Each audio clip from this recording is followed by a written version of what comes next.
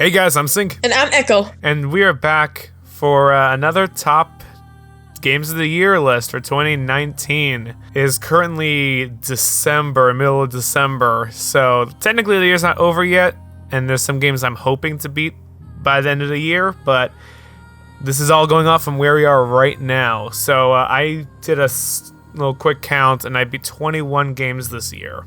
Echo, how many do you know, if you know off the top of your head? No. Okay. What do I know at the top of my head?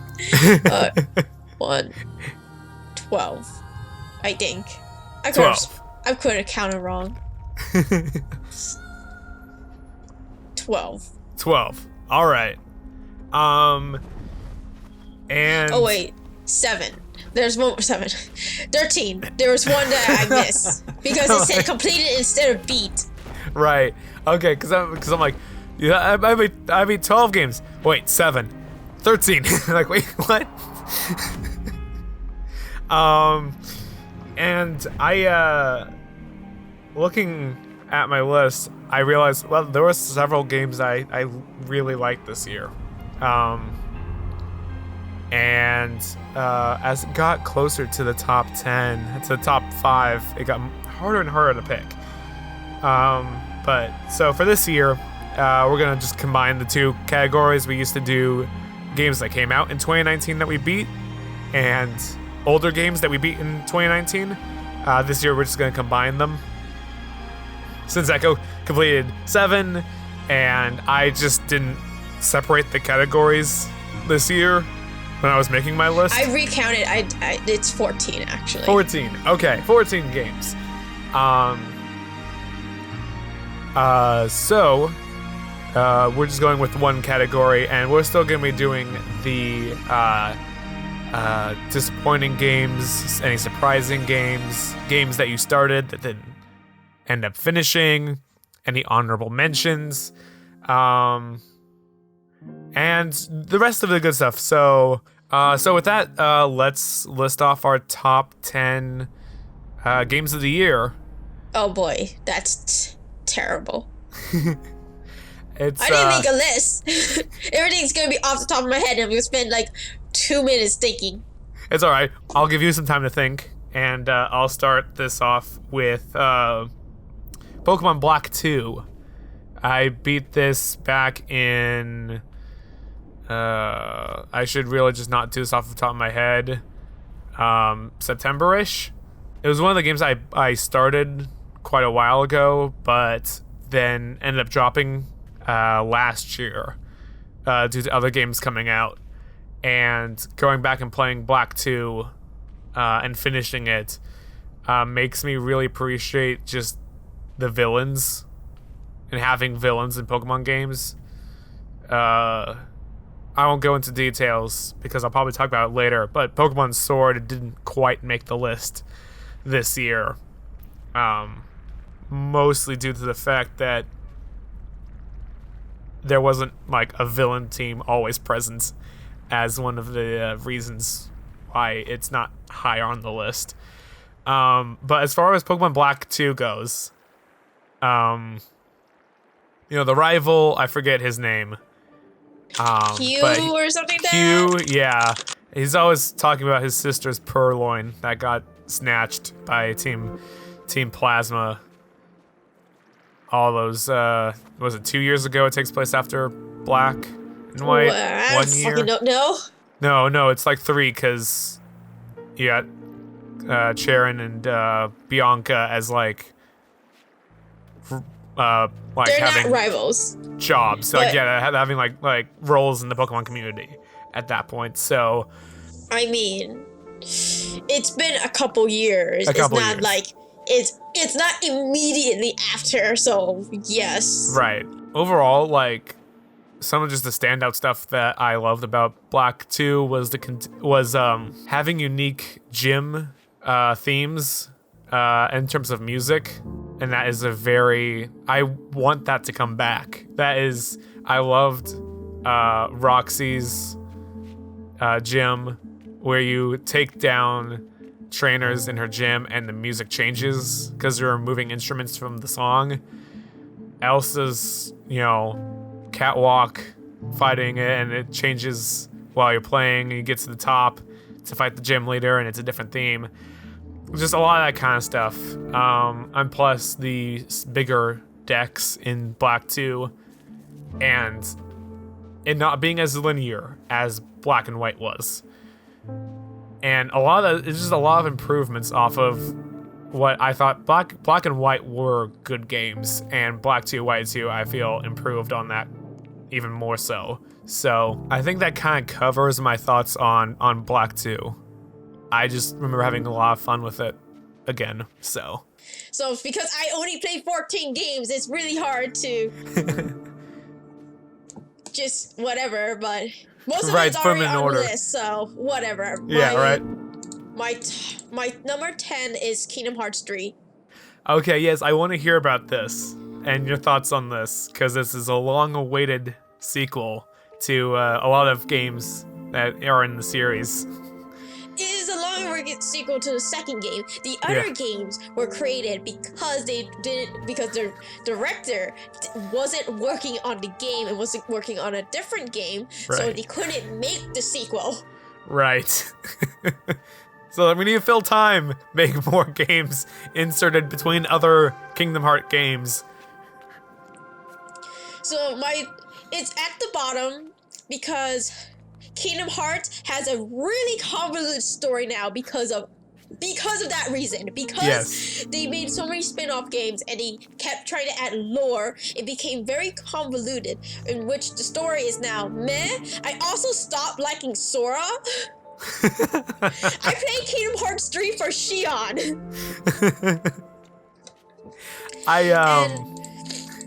Go ahead. When Xion came back, that was the best scene in the entire game, and it was like 5 minutes.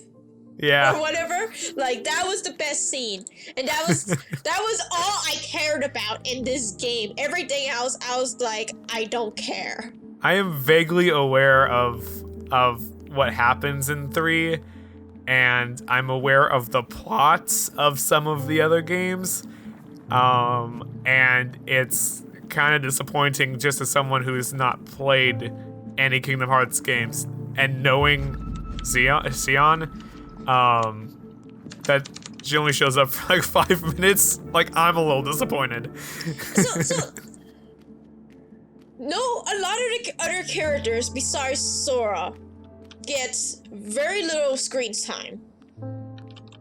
And it's just like, they're here to help, and then suddenly, oh yeah, we gotta go fight the bad guys, and then, like, I didn't know I was at the end at all.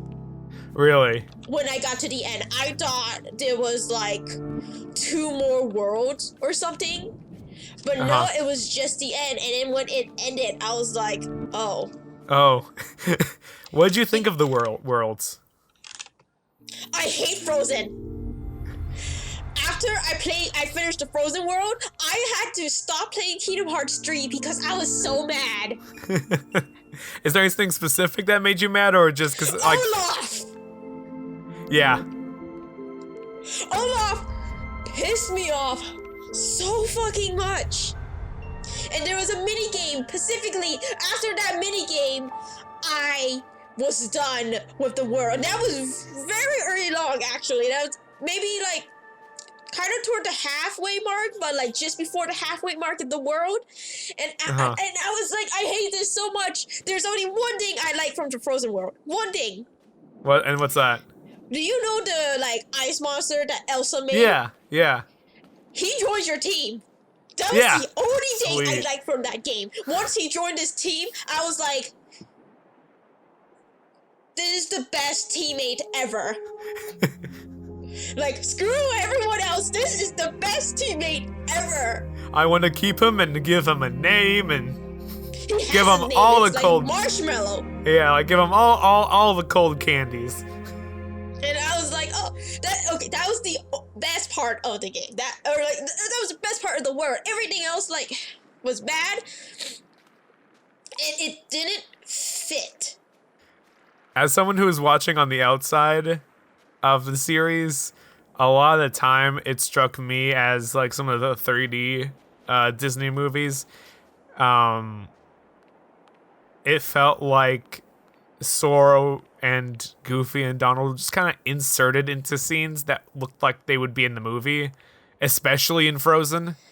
Okay, the Frozen world was an advertisement. Right, yeah. Which is why Square Enix couldn't do whatever the fuck they want with it. Right. Because Frozen 2 was coming out later this year. Well, it came out like earlier, this month. But like, because of that, it felt like they had plans for something else, but because Frozen 2 was gonna come out, Disney was like, no, and then they had to make it to the plot of Frozen, but literally take out everything. Like, the main villain dude in the movie, he had no speaking role. He just existed, and I was like, what the fuck? That's really disappointing. And it is completely because Disney was like, no, Frozen 2 is coming out. You can't do whatever the fuck you want. And with Toy Story, like that, I only got up to like a little past Toy Story watching someone play, and at least that world was, had its own thing going on. It was in its own location.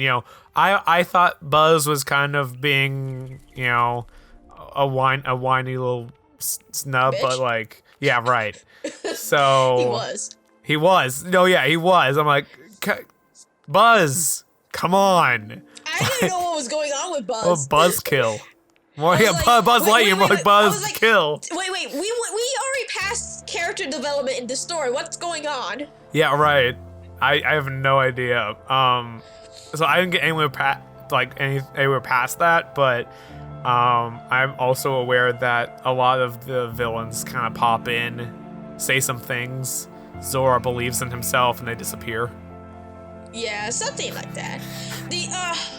So the Pirate of the Caribbean world, Dead Man's Chest. Yeah. And Dead Man's Chest was the second one, I think. I forgot what the third so. one was called. Don't ask me about the specifics of Pirates of the Caribbean. The Davy Jones movies. Yeah, right. It was fascinating, actually, having this world in. Unfortunately, it has little in terms of plot. Don't worry, I've heard some of the movies do too. Go ahead.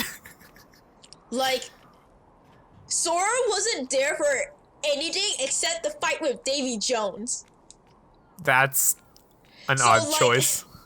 So, like, you were just exploring the world, and the world explanation was really interesting and stuff, but, like, that's all it had. It's like, oh yeah, now we're going to join the fight against Davy Jones, and then we defeat Davy Jones, and what's his name? Will Turner turns to the next Davy Jones. What? Have you never seen the movies? I have not seen anything past 1. Oh, wow. I would say spoilers, but that movie's been out for a decade. I honestly, like, I only saw 1, and there was one where, like, mermaids are involved. I think that was, like, 4, maybe? I saw that one in the theaters, but I remember, like, only the mermaids. So, well, yeah, I watched 2 and 3. I didn't watch the first one. The only story I got from the first one is from Kingdom Hearts 2.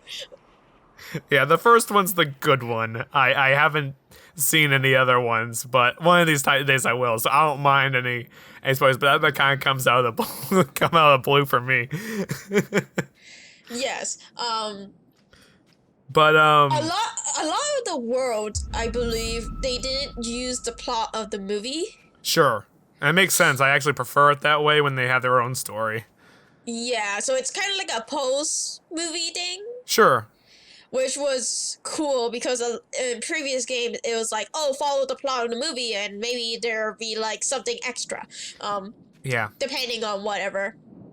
And usually those kinds of games, those like I just had the name on the top of my head. The licensed games that follow like the movie are usually the games that don't turn out well, and the ones that take creative liberties with the universe are usually the ones that are more successful. So It makes Yes. sense. So like, all the worlds were okay. I didn't, except with the exception of Frozen. Like, Uh-huh. I didn't particularly like or hate. Oh wait, Tango followed the movie. Tango followed the movie as well. I am aware of that too, because that takes place. I forgot. I'm trying to think of what world was in Kingdom Hearts 3 because Yeah, right. there's so many games. I forget what world was in what game. Yeah, right. And yet again, I didn't play the game for anything except for Shion, so I don't care Right. about anything until the end of the game. Right. Yeah, so That's Kingdom Hearts 3 for you? that's Kingdom Hearts 3 for me, and I'm getting the DLC for the Final Fantasy character. Oh, That's why I play Kingdom Hearts 1 and 2! Right. For the Final Fantasy characters! I'm invested in Kingdom Hearts because of Shion and the Final Fantasy characters. and not to make this into the Kingdom Hearts podcast, but I am also aware that you, Echo, are looking forward to a manga interpretation, or once in manga interpretation. Okay, so... just to tell the story better. Okay, so Amano, who is the mangaka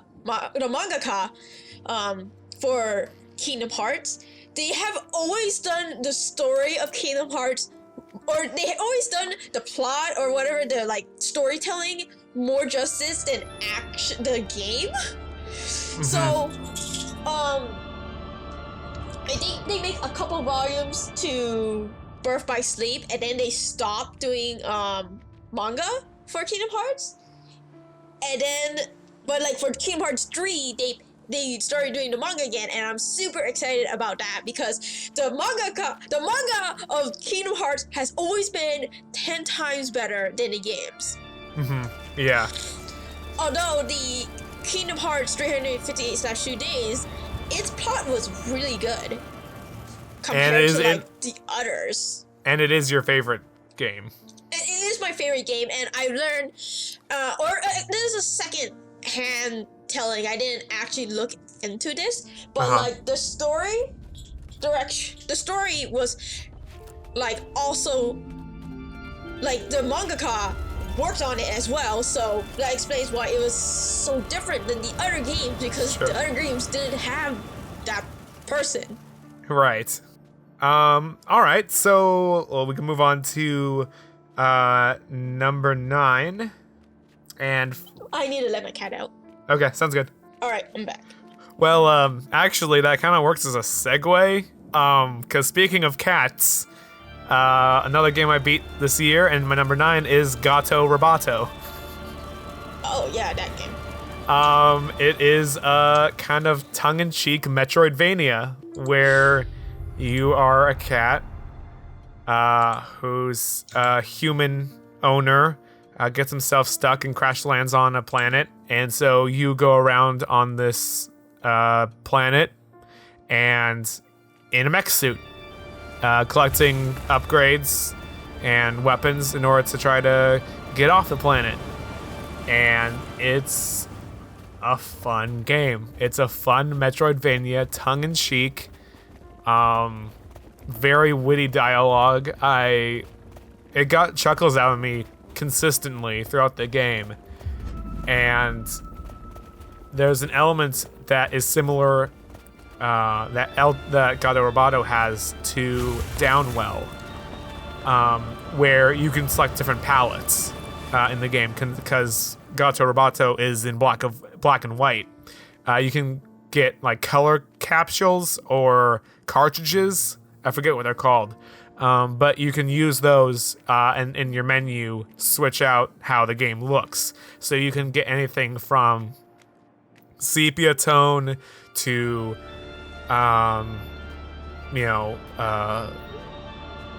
Game Boy Color, even Virtual Boy, so it's all red and dark red.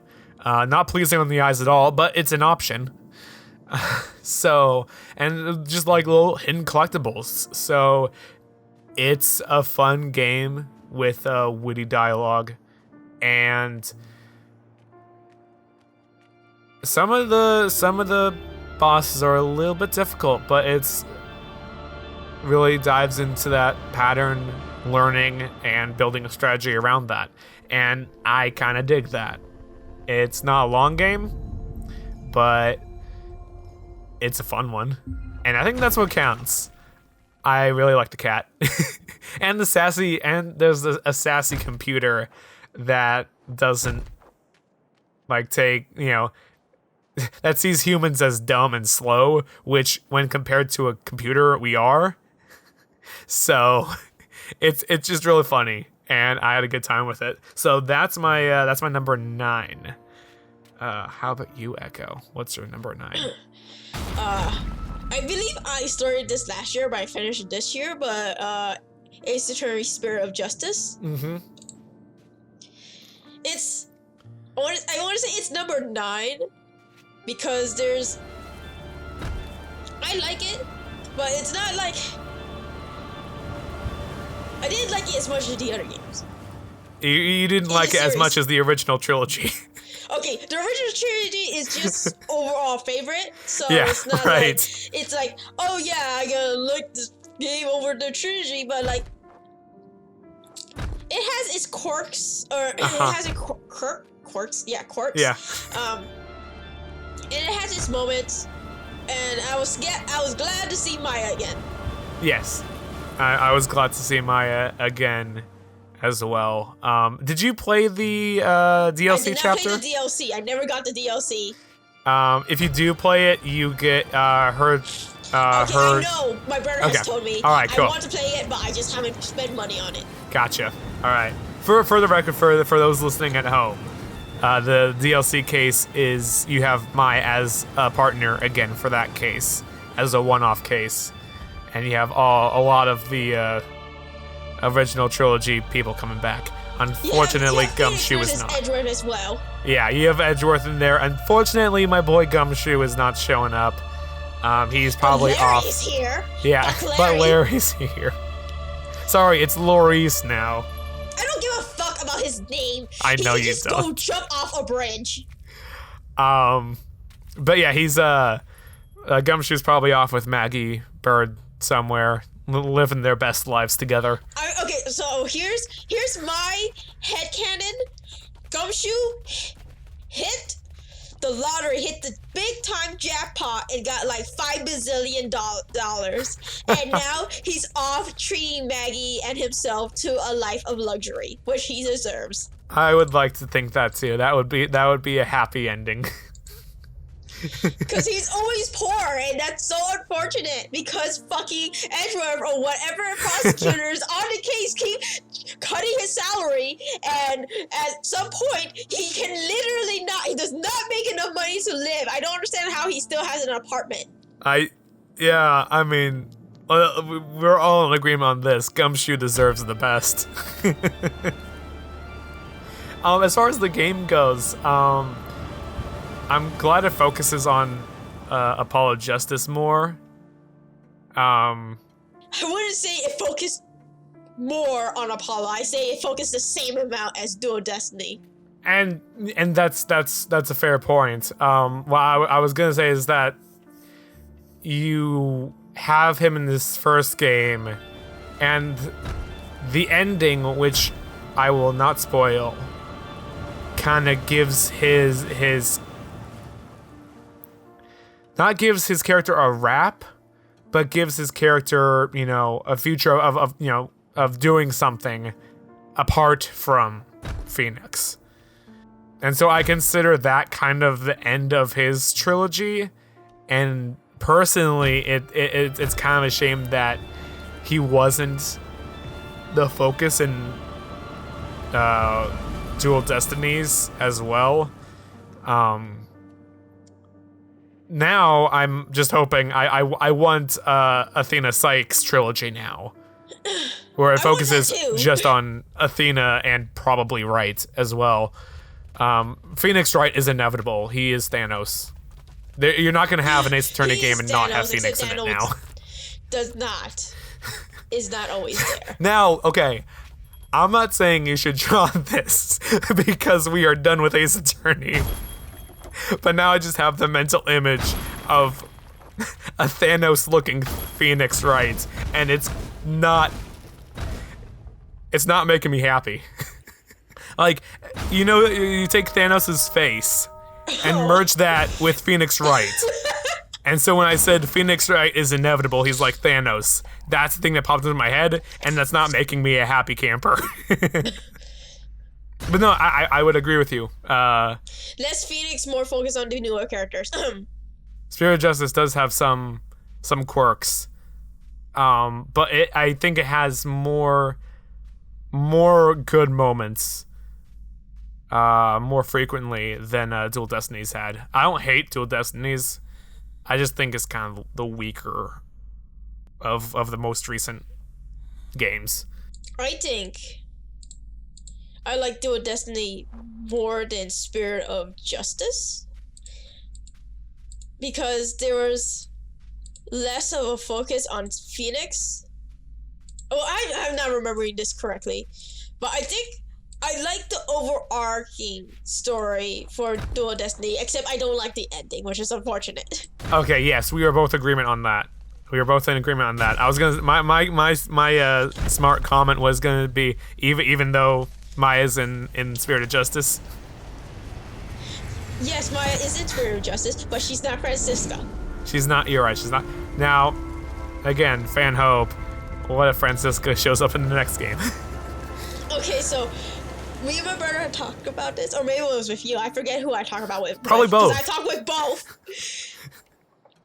Ace Attorney Athena Sites with Prosecutor Francisco Bar Karma and various partners in each cases. With a Maya Faye returning in the end one via Maya.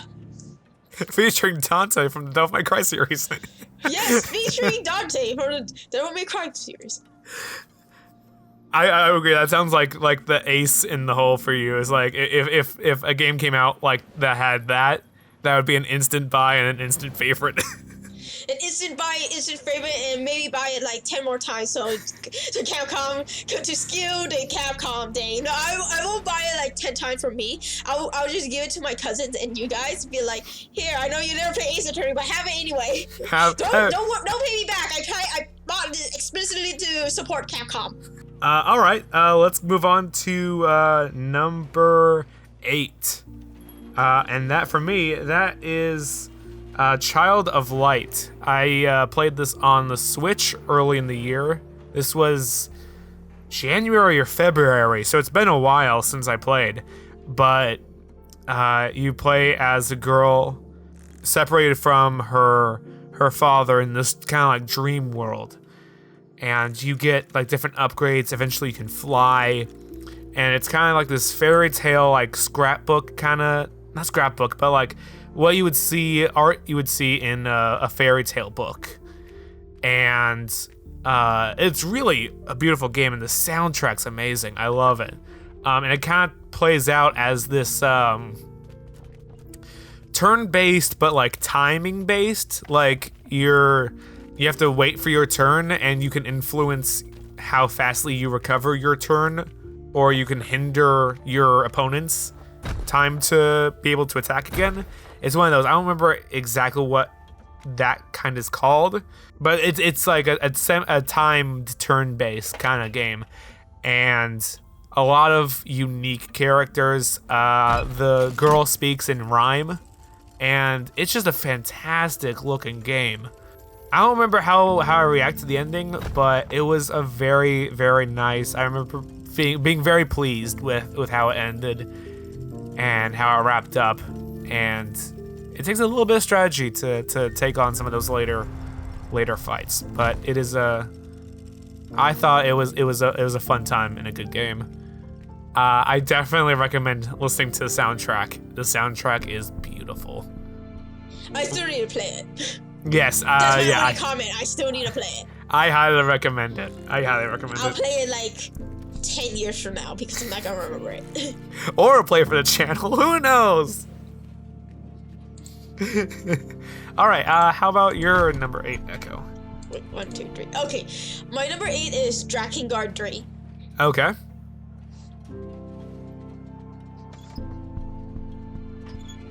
Did you say anything about it, or I don't know if I got cut off or you just said. Oh, I didn't say anything. Oh. Okay. Do you want me to explain why? A little bit of it. I'm not familiar with Drakengard. So I call Drakengard 3 a hack and slash. It may not actually be the correct genre that it is called, but essentially that is what I do. I hack and I slash. Cool. It's Dynasty Warrior-esque in terms of battle when they have a swarm of enemies and you have to like defeat like a certain amount of them. Okay. And there's only like that amount. So if you have to defeat like 50 soldiers, there's only 50 soldiers in the area. Gotcha. Yada yada.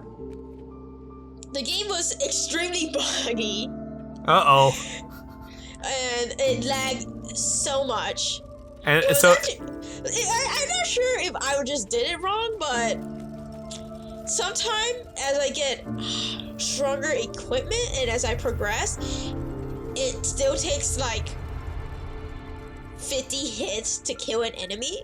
Okay. And you have like a swarm of them going after you, so I don't know if that's just because I played wrong or it's because it's very difficult to kill people in the game. So my question is with the glitches on this, so it made number 8 on your list despite the glitches. So what made you like it past it? Okay, all right.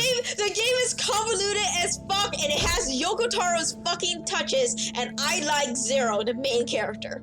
That answers my question, because I'm like, surely there's something that Echo likes about this game that she can look past the glitches and the lags and all that, the non-optimum stuff. Okay, it took me 1 week to beat the final boss, because the final boss is a fucking rhythm game. And I feel like Yoko Taro can do whatever the fuck he wants and I'll still buy his game. Case in point, Drakengard 3.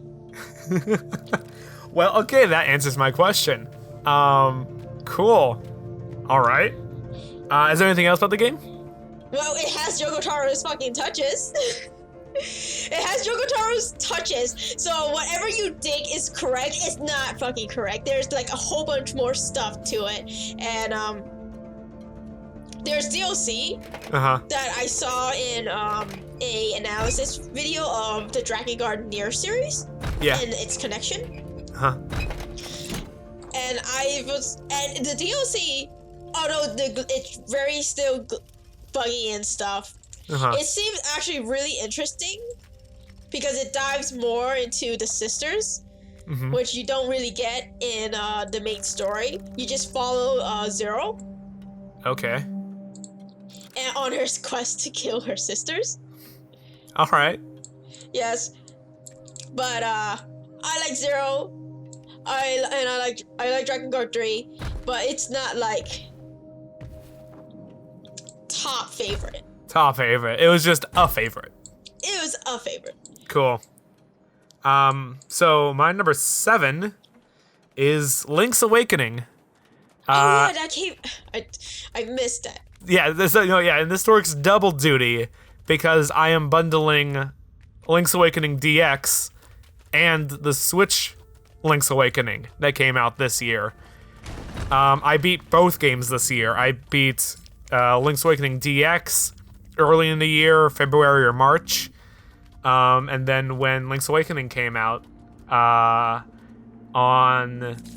the... I'm doing this again. Month 9. September, yes. When it came out in September, I played that and beat that later that week, apparently. About 5 days. Link's is an incredibly short game. It is a short game, and there are several things that the Switch version kind of improved on. One of which is if you do the Secret Seashell side quest to get the boomerang. In the original, you would have to trade an item that you have in order to get the boomerang. And if you wanted to use the traded item again, you'd have to trade back the boomerang. usually you would give, say, if you were done with the seashells, you'd give the guy your shovel because you wouldn't need to dig anything anymore. So then you could just keep the boomerang the entire time. In the Switch version, you still trade it, but then he'll offer to sell you your item back, and then you can keep both.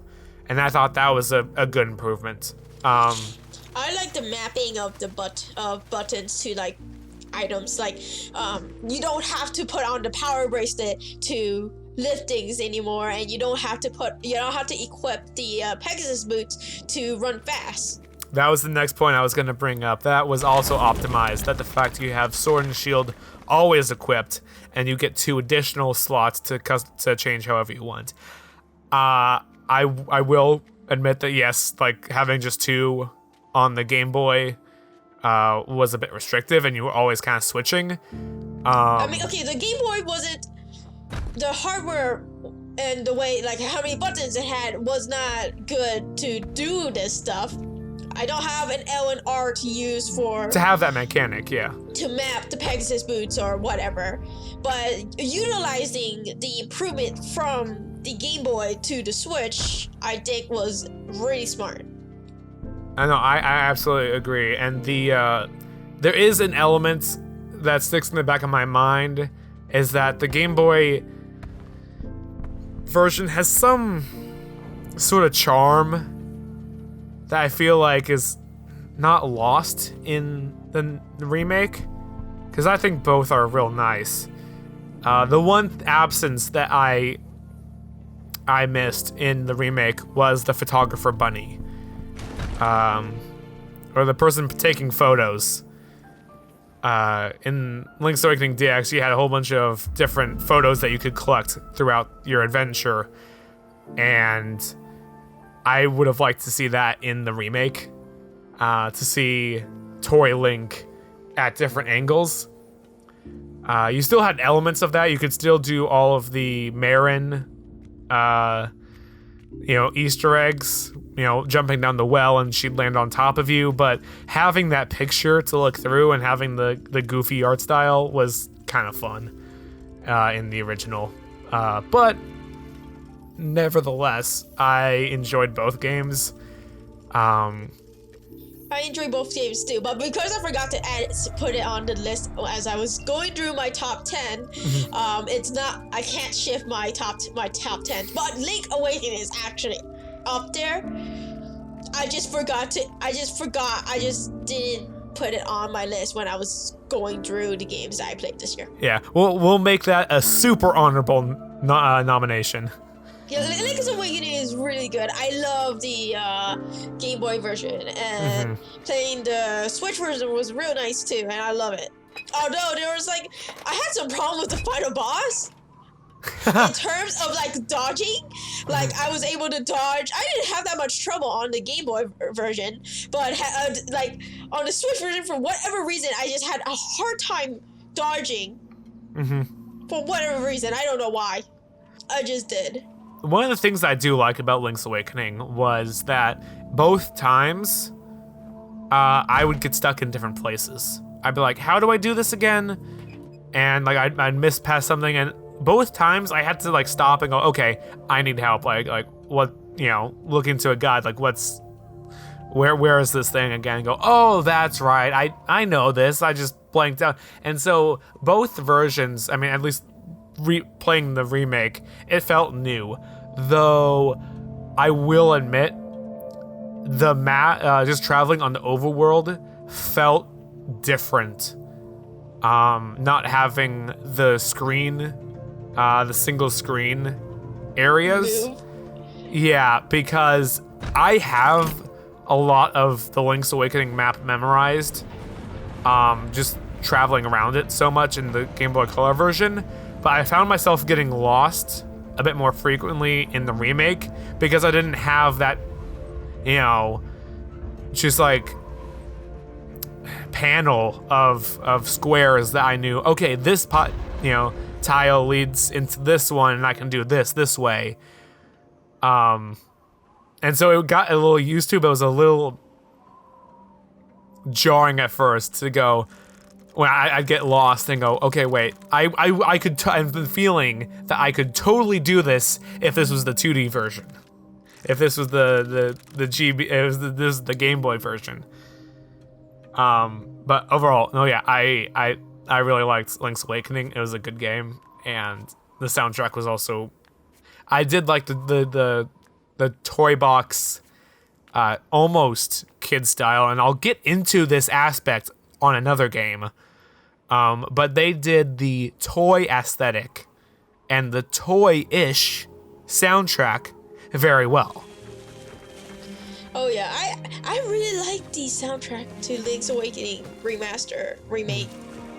Yeah, I was looking forward to Telltale Heights as soon as I turned the game on. First time I turned the game on, I'm like, I cannot wait to hear Telltale Heights remixed. I didn't specifically have any songs I was looking forward to. I Sure. was just looking forward to listening to all of them. Yeah. All right, Echo. Okay. Mine is Bloodstained Ritual of the Night.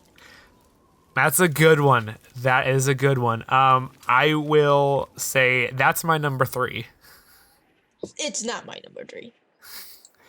Yes, the fact that it's your number 7 means that's not your number 3. I like it enough with the with the glitches and performance issues on the Switch. Version. Yeah. That's not on anything else. It was just a Switch. And it got me really interested in the Castlevania series. Yes. Honestly. Yeah. After playing it, I was like, kind of want to play Castlevania now.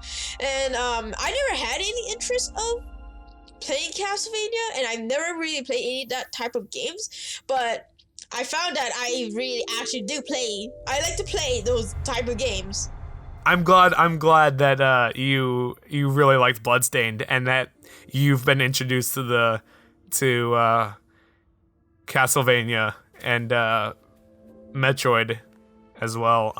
Okay, I've always was interested in Metroid. I just didn't want to spend money on Metroid. Right. The soundtrack and characters are really good. Yes, my favorite is not Dracula. Yes, both of us love not Dracula.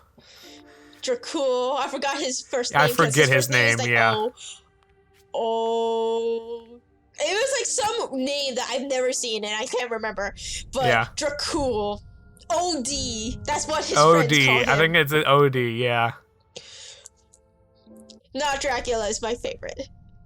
The just the elements of having essentially souls, they're shards in this game, but like having abilities gathered from demons and being able to use them as attacks, abilities, and just stat upgrades. Just it mashes a lot of what is really good about the later Metroidvania games in Castlevania and merging them into one. I think my only gripe, that's not the Switch version and the fact that it wasn't optimized for the Switch. And I'm not faulting that for me playing on the Switch because I enjoyed it despite that. The only thing that stood out to me consistently were things that were obviously funded by backers, like putting your dog into or putting your cat as an enemy, and some of the obviously like backer stuff kind of stood out to me, but none of it ever really broke my immersion in the game and going around. The fact that you can customize your character at a later point is great, and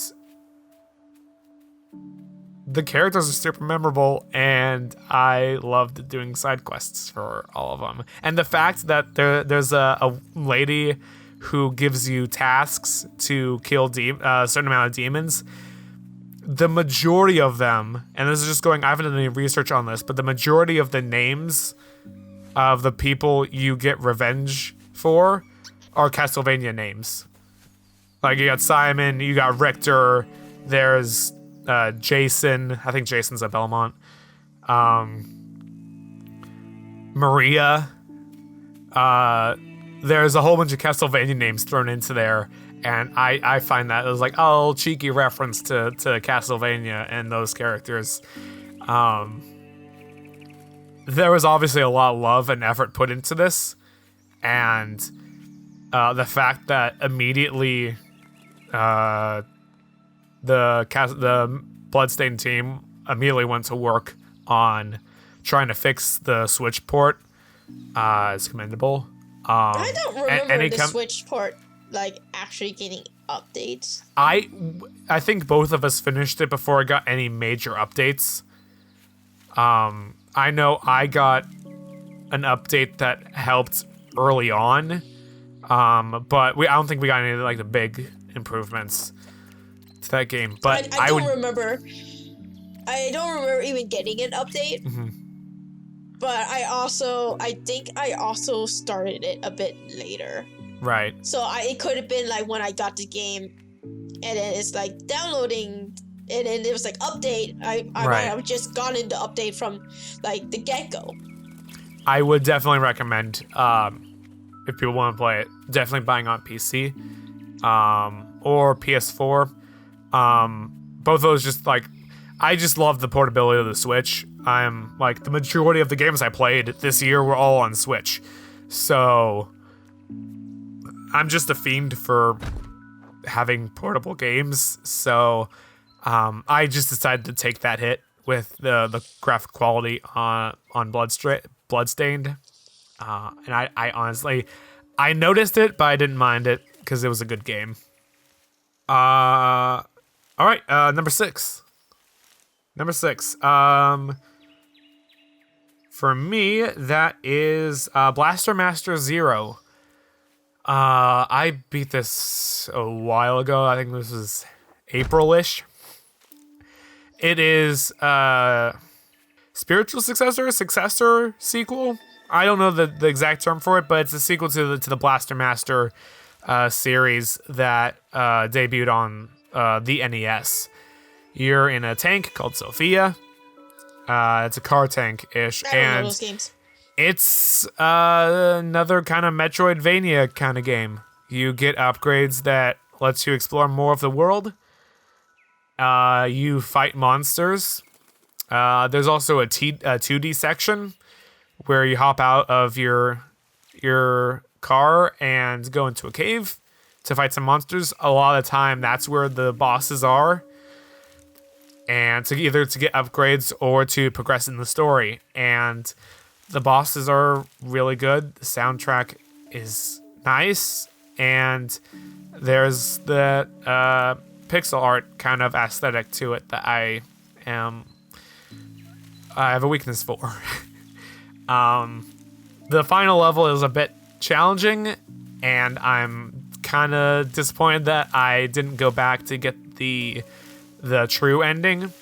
However, to get the true ending, you have to unlock 100% of the map. And I didn't want to go back and trek through the final stage to get out of there again. So I didn't. So I got the bad ending. That being said, it is a solid game, and I had fun with it, and I continue to mean to play Blaster Master Zero 2, which is a sequel to that. And that's just on my to buy and play list sometime down the road. But it was a good game, and I think you'll notice a trend. I like Metroidvania games. Echo, you're number 6. It's Pokemon Sword. Pokemon Sword. Pokemon Sword did not make it onto my my list, but we can discuss it. What did you like about Pokemon Sword? I really like the improvement to the gyms. I like how hype it is now when you go to the gym battles. Because before it was like, oh yeah, gym battles, you beat the leaders, and now it's like an actual thing that people like are there watching you, and like there's like a huge stadium. It's an event, yeah. To battle, and it's so good. When you get to the Dynamaxing, it's okay. I didn't find. I'm not a competitive player. I'm not like I need to have perfect IVs and figure out how to best do the Dynamax shit and stuff. I play the game and I go through, and I like to enjoy my game just casually. Yep. So Gigantamaxing was okay. I didn't feel like it was an amazing addition, but right. I think the one thing I do like is how they with Gigantamax, it hypes up the battle even more. Yeah, the crowd starts chanting. And it's real nice. I like the gym leaders a lot. The gym leaders are really good, and I feel like that's one of the stronger points of Sword and Shield. The downside is just the plot, where it is essentially non-existent. The plot is absurdly non-existent, and that's one of the things that is why it's not on my list for me. There's no plot. There is, other than you just wanting to play the game and you wanting to do the gym challenge, there is nothing in story pushing you forward. There's no villain team that you're running into that you're fighting back. Team Yell isn't a villain team, and they don't show up that much. They're not villains. A lot of times they're just stupid. Yeah, they're just in the way. They'll do they'll hey, we want to make sure this ground snake stays asleep and getting its beauty rest. If you want to cross here, you're gonna have to battle us, but you're a bad person if you want to do that. And meanwhile, they're yelling the entire time. Because that's in their fucking name. It's in the name. They're just idiots most of the time. They are giant idiots. They just supporting, and it's been pointed out on social media, and I don't wholly accept it, but there are points where some of the dialogue that is said by characters, maybe even Marnie, saying that, they have good intentions, but sometimes they get in the way or cause too much disturbance and ruffle people's feathers. And I can't help but think that's kind of similar to the fan base. Sometimes. I think they're based off of the soccer fans. They are technically, yes, they are based off of rowdy soccer hooligans in sports, mostly because of the vuvuzelas and scarves. But yes, they are based off of that in that region. I just can't help thinking it's also a good analogy and to the Pokemon fans who are a bit too vocal. As far as gym leaders go, the Fire Gym and the Dragon Gym were two of my favorite gyms of all time. The fact that Kabu uses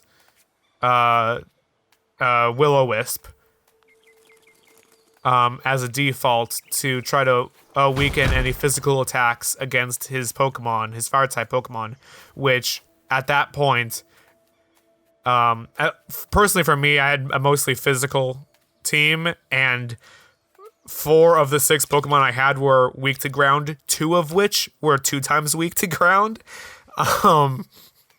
So not being able to use my physical ground type attacks against Kabu was difficult.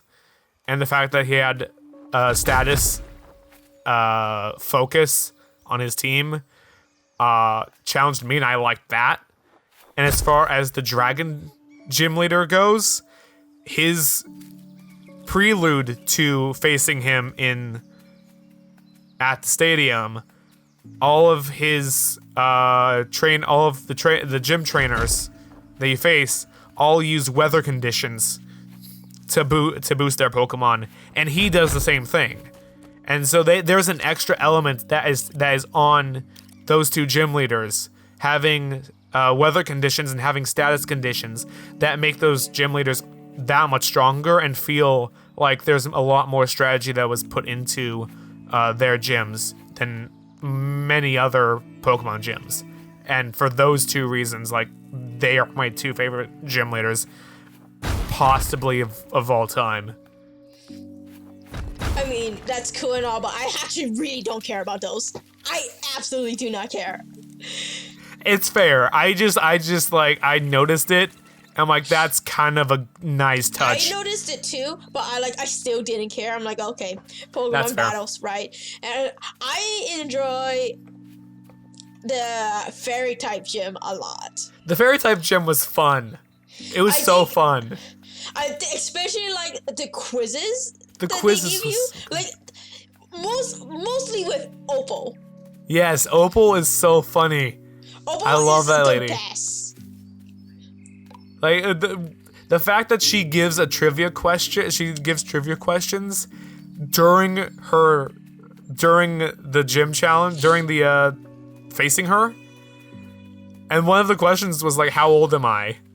And you can either answer just the truth. It's like 88. Not. It's like 88 or 18.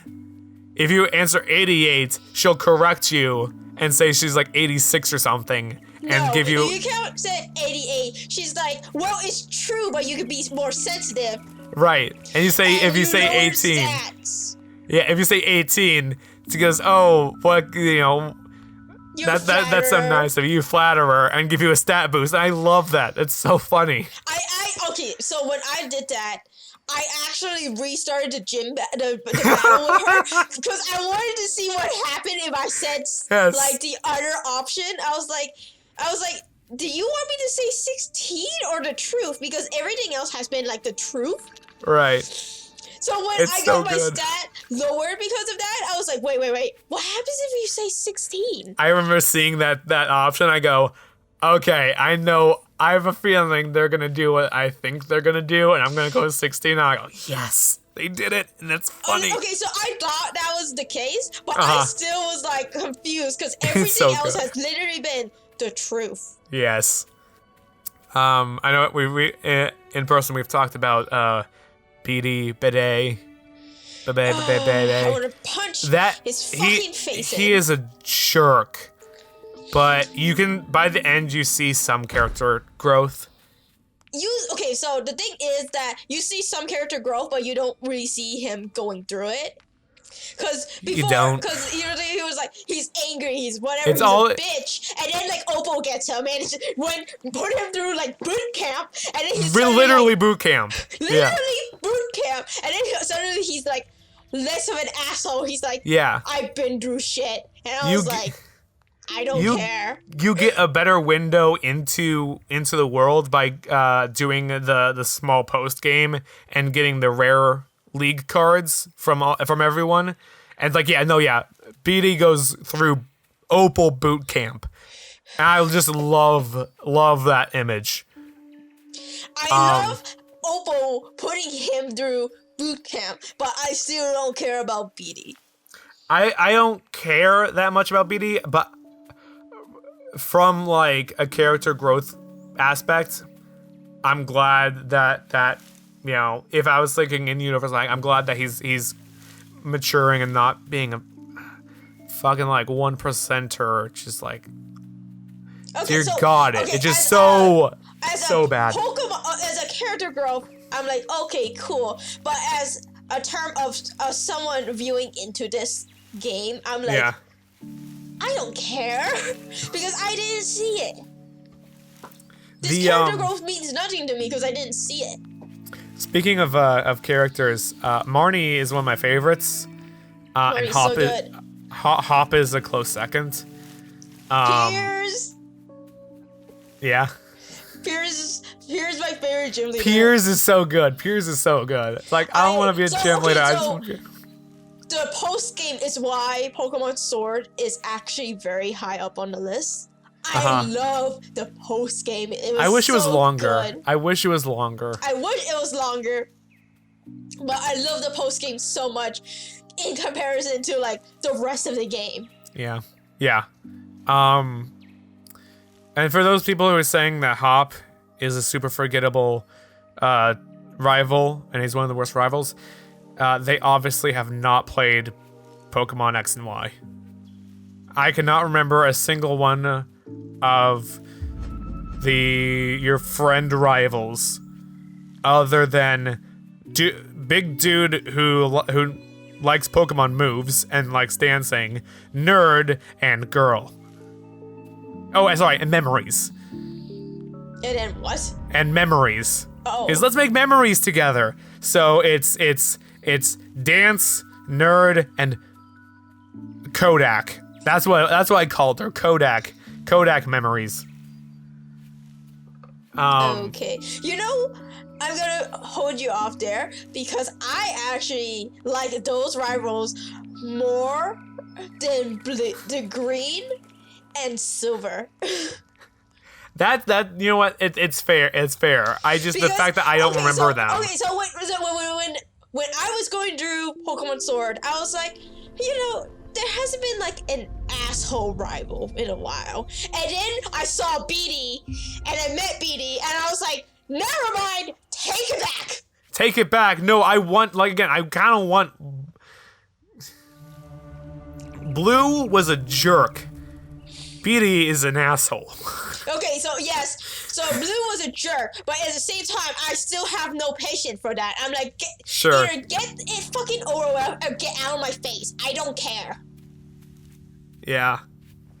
So I take the rivals of Gen 6 because they're not jerks to you over the jerk rivals like Green, Silver, Beatty any day. One of these times we should just do a Pokemon podcast and talk about Pokemon rivals and Pokemon games. I'll put that on the slate as maybe something we should do, because I think we could go on forever about Pokemon. Pokemon has like 8 generations. There's so much to talk about. Come on. There could be like 2 months worth of weekly podcasts for that. As a final note on this, I will say, for better or for worse, actually, Pokemon Sword is actually one of the few Pokemon games where I would pick back up again and play all the way through within a relatively short time period. As much as I love Heart Gold, Soul Silver, that's a long game. That is a long game. Technically, it's a short game if you just play the Johto part. Right, but again, this is like all the way through, post-game stuff as well. That being said, absolutely replay those games over and over. I would too. I have done that. I got Soul Silver explicitly so I can replay Heart Gold and Soul Silver over and over again. Because Heart Gold had all my Pokemons and I didn't want to get rid of any of them. Yeah, I've replayed Heart Gold one extra time and a half.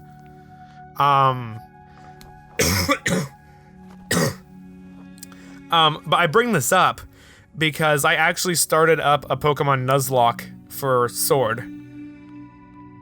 Because it struck me as one of those things where, like, you can kind of go around, you have multiple areas, and you can just grab Pokemon, and there's enough of a challenge and a threat of running into those big wandering Pokemon that are way outside your level, and having them wreck your team if you run into them on accident.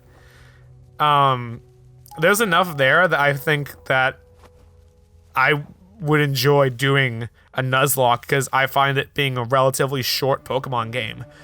I remember being Sword in about 30 hours within the first 3 days of it coming out, and that was with me procrastinating because I was sick. But I started a Nuzlocke immediately, almost immediately after finishing the post game.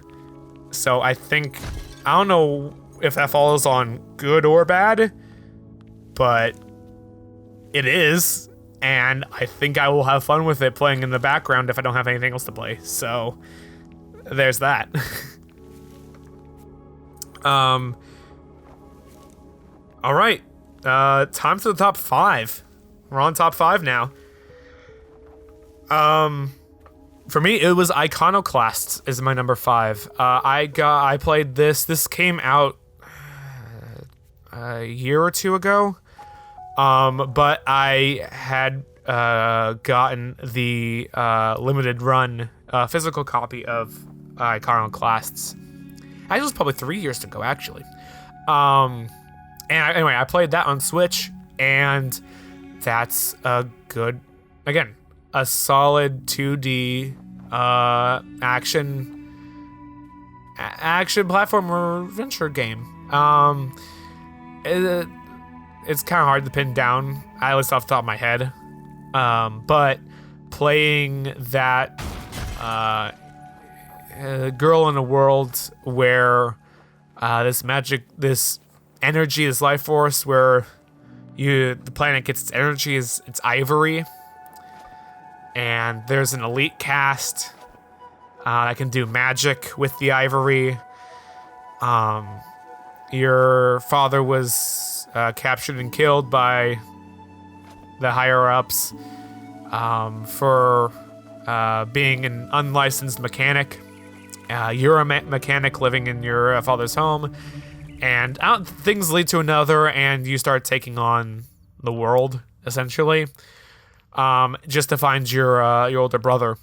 And the bosses are really good. I think the bosses and the writing are two of the strong suits in Iconoclasts. Again, strong in the learning patterns. Definitely strong in learning patterns of bosses, and taking advantage of those. But the characters kept me going, and the world's also pixel art style. Again, like I said, I have a weakness for pixel art. It doesn't end on a happy note. Initially,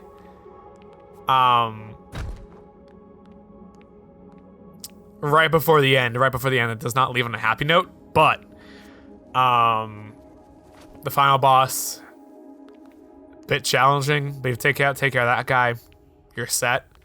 And I had fun with it. There was a couple times where I had to pause for a while, put the game on hold, and come back to it after I had a breather and got talk to some people about it, get a little tips, and come back to it.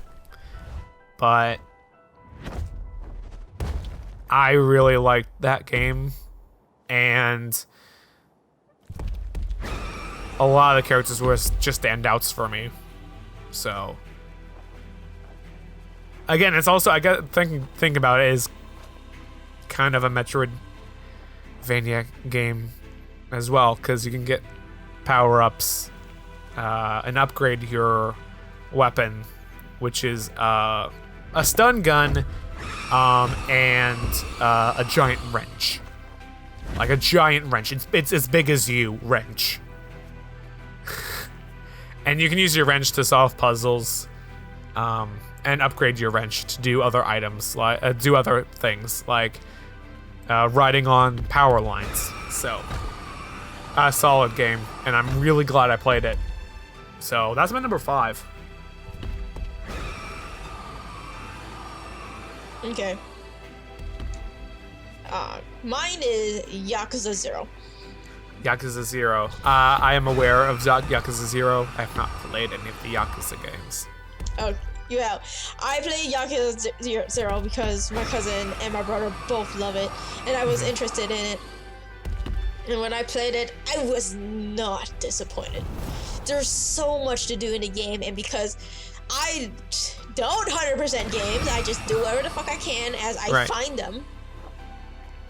On my first playthrough, I went through that game and I did a fair amount. I wouldn't say I did like a ton of them, but I did a fair amount of side quests and stuff. And like, it's full of like these side quests that has like real nice like mini stories about like the people behind like the people you're doing the side quest for. Mm-hmm. And I'm just like, it's so good. And then the main story, actually, it was very slow at the beginning. I wasn't really into it until it like started picking up somewhere like in the middle. Yeah. And then after that, I was like, oh my gosh, I need to know what happened. What's happening? I need to freaking know.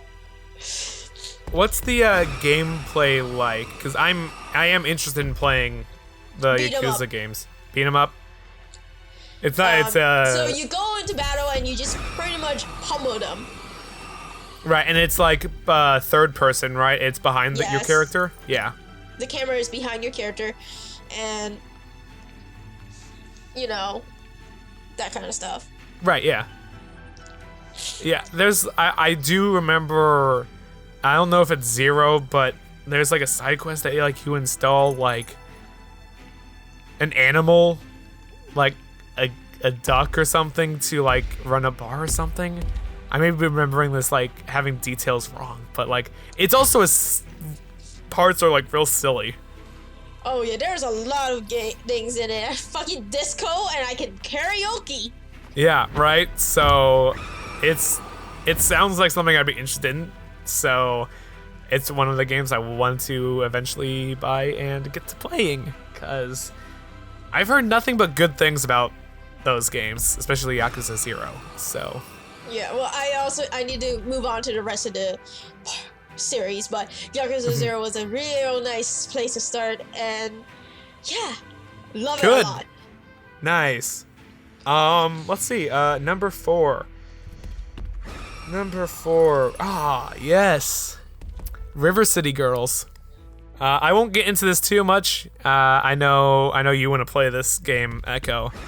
The fact that in episodes of AI the Somnium Files, I've pointed out characters who've voiced characters in River City Girls. It's kind of like a hint that it was high up on my list this year. It's a pixel art 2D side-scrolling beat-em-up game. You are out to save your boyfriends who got kidnapped, and you're beating people up. You buy drinks, you buy food, and the first time you eat them, it gives you stat boosts. So, like, you find a hamburger. You buy a hamburger, you eat it, and now your strength is up by 2. So, going around buying stuff, and eating stuff, go around increasing your stats. There's also accessories you can equip, like lipstick and brass knuckles, that give you certain stat boosts or effects, like keeping enemies down for extended periods of time, or an extra chance to do criticals on boys. It's a real well done game. The soundtrack's real good. I tend to like more the synth, high energy pop stuff versus the vocal stuff, but the vocal tracks are also very well done. The bosses are super memorable. I love how unique they are, and that a majority of them all have stories tied to the two main girls, and just the quips between I'm forgetting their names, but the two main girls, the dialogue between them is just really good. The one thing I wish was that this had online co-op, and it wasn't just local co-op, because I have a friend I would love to play this with, and I know that I wouldn't mind playing it again with you, Echo, if we were to do it for the channel, as like a one-off or a short series, because I know you want to play it.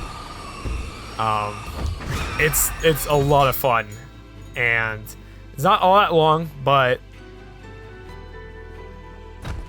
it stayed strong the entire game. So, and it ended right when I felt like it needed to. So, I highly recommend River City Girls, and I have an interest now in playing some of the other River City games. I know they're not all gonna be like River City Girls, but I have my interest has been increased in playing some of those other titles. Okay. Alright, my game is Persona Q2. Yes. And how did you like that, Echo? I enjoyed it a lot. Although some characters, I suddenly remember why I don't enjoy them. And I don't Sure. like them. Because This is a mix of 5 and 4, right? Nope. Nope. It's a crossover with 5, 4, and 3.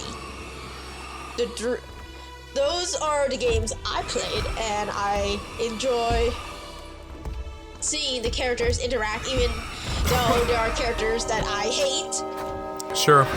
And I just skip their dialogues whenever they come up. Uh-huh. But I like seeing these crossover games Sure. because I'm interested in how they would interact together. Right. Even though they're like several years apart in Right. terms of when it happened. In like the world. Like I think canonically Persona 5 is 2017. Okay. I think that's the year it came out, 17. All right. But in the game, it just says 21X. 21X, right. So Good old Mega Man it's treatment. It's somewhere in there. But Yeah. I know Persona 3 happened in 2009, and Persona 4 happened in 2012, Okay. I believe. So Persona 5 is an outlier in which it doesn't have a specific year, but it's very close to modern because they all have smartphones. Right. And I just enjoy it, and Persona Q2 focus a lot on the Persona 5 crew, and in which like the story is based off of like what the story the theme of the story is based off of what the theme of Persona 5 is, and like what they're doing as Phantom Thieves and why they're doing these stuff. Right. And that was fun. I enjoyed playing Persona Q, the first one, but I didn't finish it because I just fell off of it, and I do want to get back to it eventually, but I did enjoy it. I don't remember why I fell off. Oh yes, Sure. I remember now. It's because of limited inventory space. That's why. Oh, okay. I just Gotcha. got really annoyed that I had to keep going back, emptying my bag, and then going back in to continue on with the game. That's essentially what happened. I just got really annoyed with the inventory space. But Gotcha. other than that, I enjoyed the game. Nice. Since my number 3 was Bloodstained, I'll just toss it back to you for your number 3. Okay, my number 3 is Edgeworth Investigation. Okay, so I enjoy it in parts because Edgeworth is now getting not really dunked on, but like just getting the shit that Phoenix gets when he has to play the game. Gets clobbered in the back of the head. Yes, they're like, yeah, but really, no, I don't trust you. It's just like Phoenix is like, he's trying to do his job. He's investigating because that's what you're supposed to do as a defense lawyer. You're supposed to be able to, you're trying to find the clues and to figure out, like, you're like, just like, if your client is innocent, to prove they're innocent and all that stuff, and like everyone just gives them shit for it, and now like you're Edgeworth and people like give you shit for it. Yeah. And you're trying to investigate, and sometimes it goes well because Edgeworth is a prosecutor, and for some reason prosecutor is way more respected than defense attorneys. For some reason. I think this is like because I think this is because it's based off of the legal system in Japan. Like Uh-huh. there's something up in Japan, but it's not like quite the same here in the U.S. Right. So I don't understand, but maybe the people in Japan do. I don't know. Maybe. Yeah, I don't know. But But, overall, but like, and I enjoy having Francisca back in my life. yeah. After I played through the 6 games, and I'm like, there's no more Francisca, and then Francisca is in investigation, so I'm gonna go play investigation Yeah. and have Francisca back in my life. But And case was it 4 or 3 in which you have the flashback case? I think that is 4, I think. Well, the flashback case was my favorite one of the game. Yeah. I loved it so much. I'm not giving away what happened, but it was so great. It's really And good. I feel like with like the competitive nature of their relationship, I guess, with Francisca and Edgeworth, Uh-huh. they somehow make a real good team. Yeah. Despite like for whatever reason they were pitted against each other, this kid and this teenager / young adult. Yeah. I'm like, why you do this? Why you do this, Manfred Van Karma? Yeah, why indeed? Why indeed? Maybe it's because he's kind of a jerk and a scheming manipulator. He's not a good person. He's not a good person. He's also not a good dad. He's not a good dad, yes. But like he may have been a great prosecutor, but I worry about like just how many of the people he put in jail were innocent. Uh-huh. Because Right. for whatever reason, in this justice system, it doesn't matter you find a real killer or whatever.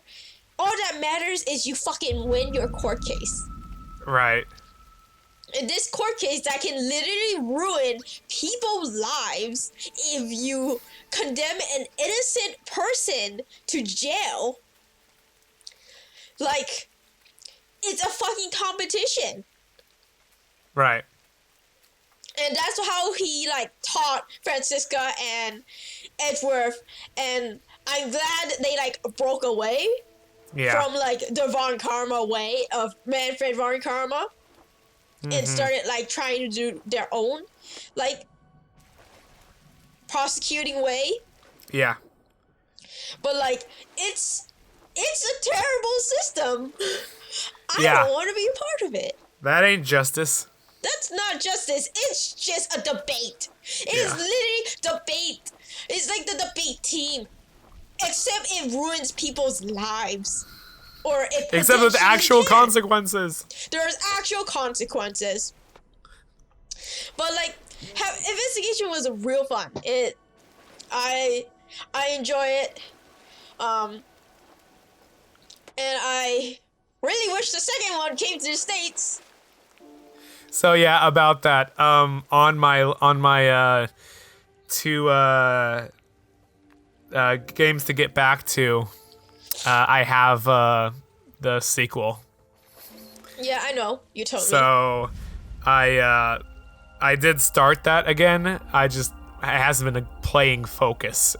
But I hope to be able to say in 2020 that I beat Edgeworth Investigations 2. So let's hope I do so, future me. Yeah, I enjoy it. I want Francisca back. I want Francisca back in general. In general, yeah, that's the theme. That's the theme for you and Ace Attorney. Well, I know Mia should go on with her afterlife and not have to worry about shit. But I also want to see her back because she died so young. Yeah. And it's so unfortunate. And I'm like, okay, you should rest in peace. But at the same time, I want to see you. Right. And I love Mia. I love the Faye family. Minus, what's her name? The redhead. I don't care. She can get punted off to the side. Dahlia. Yes, she's not a Faye. Fuck her. No. She's a Hawthorne, whatever. Yeah. She's a Hawthorne. Right. She's not a Faye. Fuck her. And Morgan Faye. Morgan can go fuck off too. They can go fuck off. The rest of the Faye family, I love them. And I don't know, I just want more interactions. With the good phase. With the good Fays. Everyone except those two who we don't care about. Oh, yes. All right. Number 2. I'm going to have to keep this short because it is AI the Somnium Files. Upon making my list, I was actually surprised that I put this at number 2. I thought this was going to be my number 1. But upon reflection, there's another game that beats this one out. But I will, unfortunately, restate a lot of what I said in the intro, the very first episode of our playthrough of the game. I realized the system limitation of how many videos you can take on the Switch because of this game. There were so many funny moments that made me laugh that I realized I had run out of video space on the internal storage system. By the way, that's 100 videos. So I had about 50 videos of just stuff that happens in AI that I just laughed so hard that I wanted to be saved.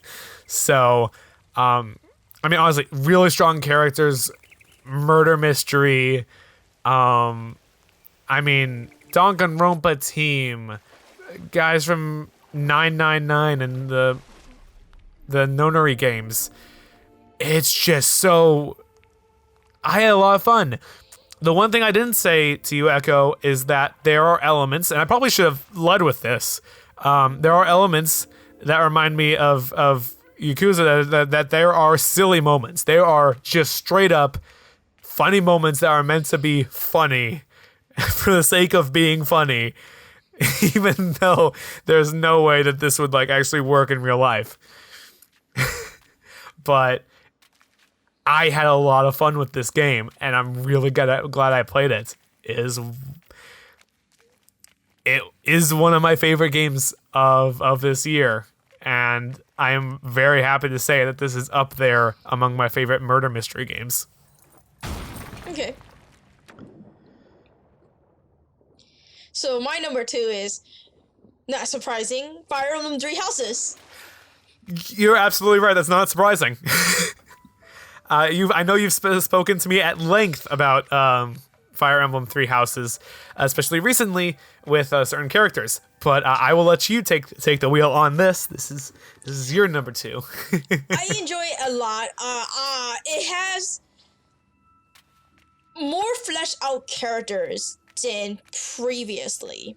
And I enjoy watching the support between other characters to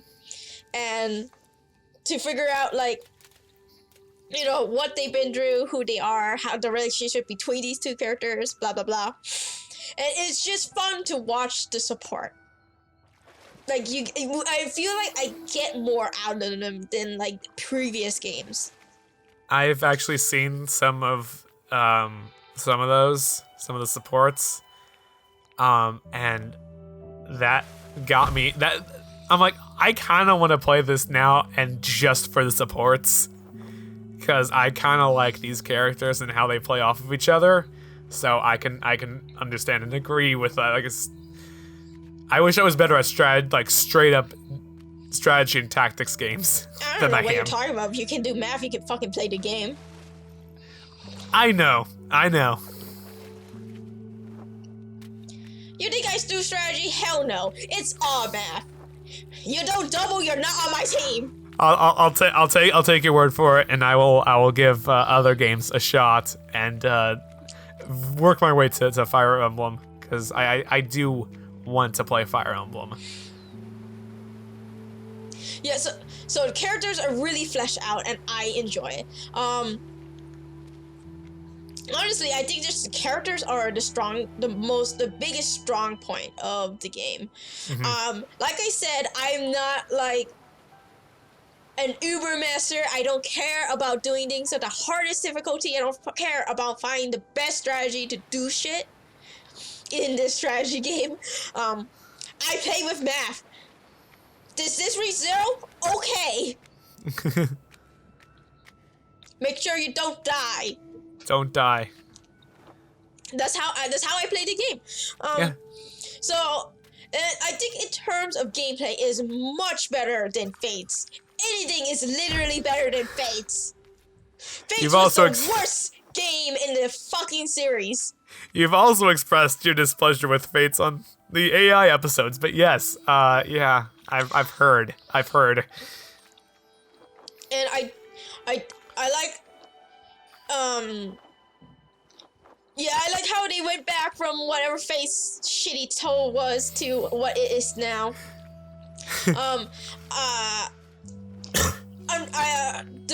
There are 4 routes of the game. Unfortunately, like, because there are 4 routes in this really big game, I think that leads to some of the downfall of it. How so? Like, a lot of stuff happened via telling versus showing. Got you. Okay, got you. And, like, each of the characters have a thing, or each of the lords, sorry. Right. They have something they want to accomplish. And, unfortunately, they tell that versus showing that. And it gets to me at times. Like, it just confuses me when something happens and it's like, oh yeah, we did this off screen. I'm like, but why? Why did you have to show that off screen? Okay, yeah. Alright. I can see why. Because, like, especially if it's like, it has to do with, like, what they want to accomplish. To me, it just shows, like, that doesn't fucking matter. Focus on the damn war. Focus on the damn battle. And I'm like, but I want to see you do this, right? I want to see them, like, accomplish their goal. But it just doesn't. And there's also the fact that for whichever route you take, it doesn't matter which route you take. For some reason, the citizens of this world accept literally anything. They're just like, I'm not dead. It's cool. And I'm just like, why do you accept this? Because, like, the thing is, like, sometimes it takes time for people to accept change. Except all these people are like, whatever, I'm not dead. Okay. So I'm like, oh, okay. Sure. And then there's, like, weak spots that just doesn't make sense for the sake of gameplay. Okay. Like, ignoring a central, like, really nice strategic point, like, stronghold that for some reason they just left and abandoned, even though it's very strategic to have. Okay. Like, why did that happen? Okay, that's weird. Yeah, okay. And then, some things that they explained wasn't explained in full detail, and I thought maybe, oh yeah, maybe it has to do with, like, the other routes. Like, you have to play the other routes to get the full story, right? You gotta play the other routes to get the full story. Except it wasn't in those other routes. So I, like, legitimately, like, don't understand some part of the backstory. Okay. And, like, when people talk about it, I'm like, wait, what? Why do you get this? I don't understand what happened. Sure. Like, and those are, like, just some gripes I have with it. Overall, it's still really good. I really enjoy it. I think the characters are, like, the strong point of the game. That's why it's number 2. Nice. The storytelling, could have been better. Uh-huh. Like, And they absolutely do reuse, like, we go here, then here, then here, then here, and you know what? That's a limitation because there's one game and there's 4 routes, and so it's like Right. whatever. But like, sometimes I just like it don't care. Right. Like I only went through 2 routes, and I watched on YouTube the other 2 routes because because essentially you have to replay the game 4 times. You have to play the game 4 times. Yeah. I replay a game like every couple years. Yeah. So playing it just twice in a row was really tiring. I got burnt out so fast. I would imagine so. Again, like, especially when the first part of the game is essentially the same, except with like some cutscene differences between like just the interaction with the students. Right. It's like, oh yeah, like I can't skip it outright in case it skips like the new cutscenes. Right. But I already seen this. Right. And knowing how like long the games you play usually are and playing them back to back, like I could absolutely see getting burnt out on that being a possibility. Yeah, so and because I wanted the full story, I watched the other 2 routes on YouTube. And but like when I did that, because there are like characters you can't get in like certain routes, I miss out on the support, so I don't fully know why some people really like these characters because I didn't see any of their supports with other characters. All right. It was just the story that I saw, and I will go through and watch like a video of like all supports because I want to know what happened in all the supports. Right. But like, and then like, but like still like sometimes I'm like, I don't understand why this happened here but not here, and then like this one just completely ignored what this outcome in this route, and it's like there's like some, I guess like these is just like nitpicks. Sure. It's still a good game, and I highly recommend it if you want to get into Fire Emblem. I've definitely taken to that because a lot of it seems like what you're saying is like more so of the nitpicks because that's the only thing that like you could say like bugs you with it, that it's so good that you have to like talk about the nitpicks. Yeah. And I think like because you split the routes up, there's like some story mechanic stuff that is harder to do. Like you can't spend like a bunch of time focus on like this one part that should have been like shown or like whatever, or like just like there's like you can only pack so much into the cartridge. Yeah. You can only pack so much into this game. Yeah. So like there has to be parts that's missing, so they're told instead of shown. But like at the same time, I would have liked to be shown this because otherwise I like care less about what they want to do, honestly. Yeah. I'm just like, it just makes me confused. It just makes me confused more than anything. And it's like, cool, you're doing it, but I don't understand. Well, yeah. And yeah, like I think it just deter from like their goal. Like they have a goal and you're like supposed to be happy they reached its goal, but like I'm like, but like sometimes I'm just like, okay. I wish I knew more.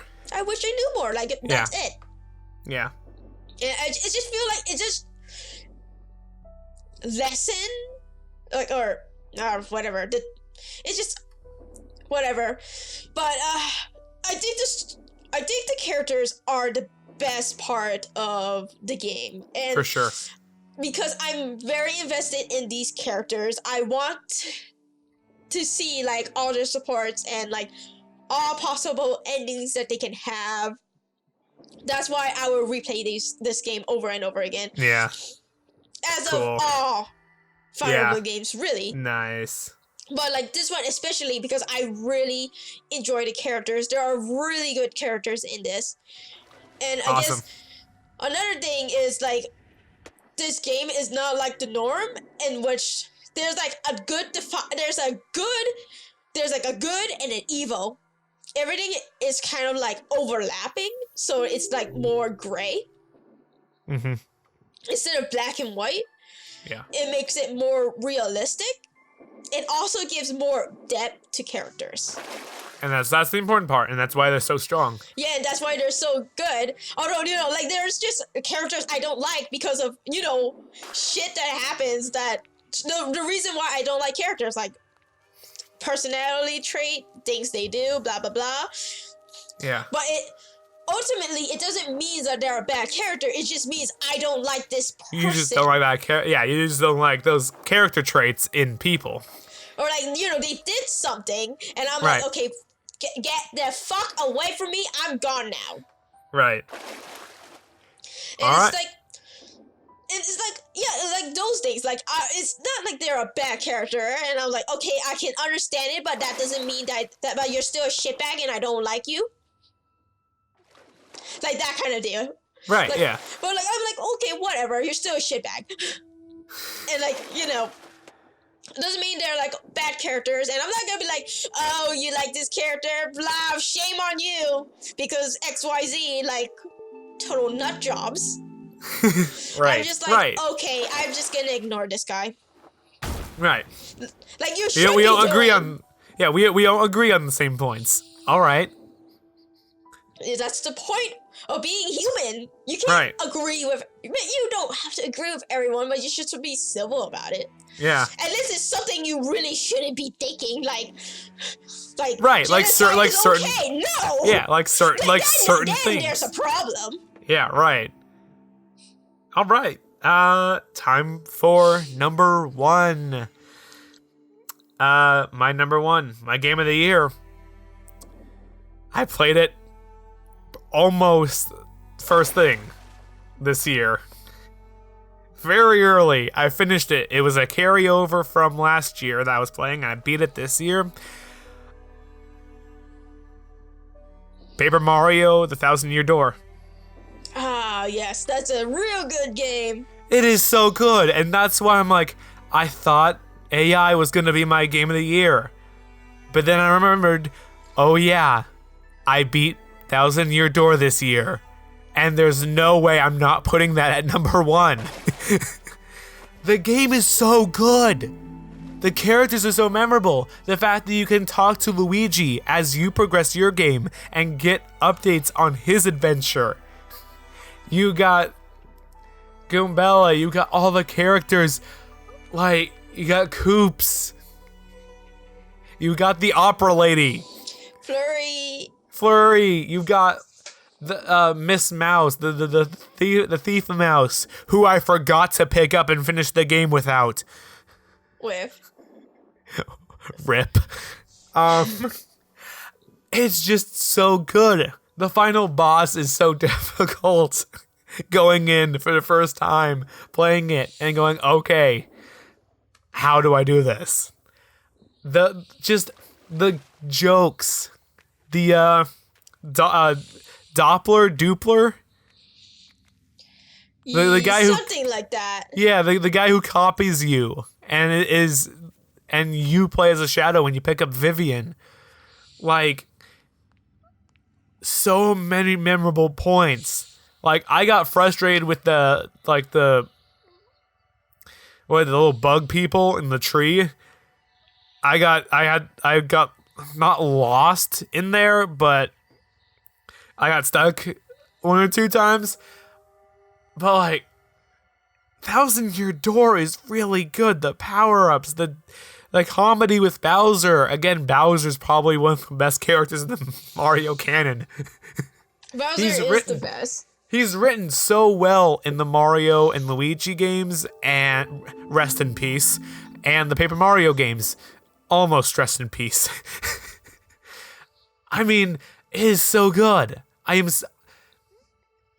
want to go, the first Paper Mario game would probably be the first games I pick up if I buy N64. I want to play the original now. I want to play the first game now. Okay. You're gonna be mad at me about this. Uh-huh. But my coworker was getting rid of a bunch of his games. Or he's getting rid of the games because he doesn't really play games anymore. He figured that I am a better person to give these games to because I love playing games. I replay games all the time. Yeah. One of them was Paper Mario. on the N64. I got that for free. I'll hate you. I mean, it's a good purchase, and you've got a lot of coworkers who are really generous and also like games. So super good for you. But I really want to. If I get an N64, that is one of the things I'm absolutely picking up as soon as I get it. I got 3 of them. That would kind of be nice. He gave me his N64, and he had 2. If it's not any trouble, yeah.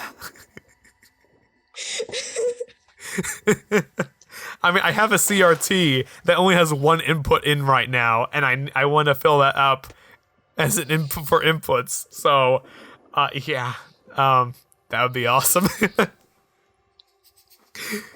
But like, I have Super Paper Mario on the Wii that I'll be playing eventually.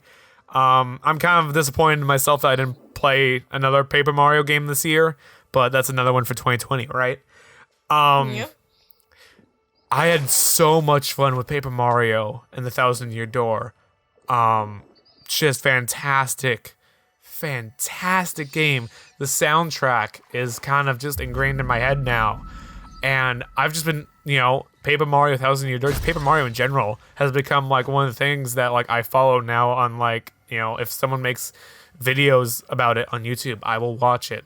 And like, it's Thousand Year Door, again, if I haven't said it enough, really damn good game.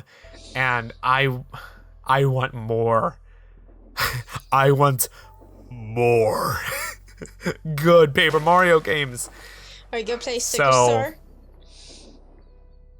Am I gonna play what? Sticker Star. No. I've been warned about that game. My brother doesn't like it. Just real quick on that, I don't like the style of that game, like the gameplay mechanic of that game. It just reminds me. I don't think anyone does. It reminds me way too much of my brief exposure to Angry Birds 2. Where you don't have like limited things, you have like cards, and you use those to do it, and you can buy more cards for actual money. That reminds me too much of that, and like I'm just not a fan of how Sticker Star's mechanic plays. I'm not interested in playing Sticker Star, unfortunately. Color Splash, maybe if I get desperate, but like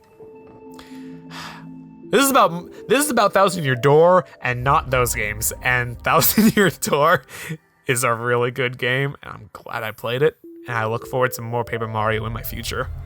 It's my first Paper Mario game, and it's so good. I love it. So good. Echo, what's your number 1? This shouldn't be a surprise either, but Nier Gestalt. Yes, you know what? I will mention this now. I have 2 other games on my games to get back to list.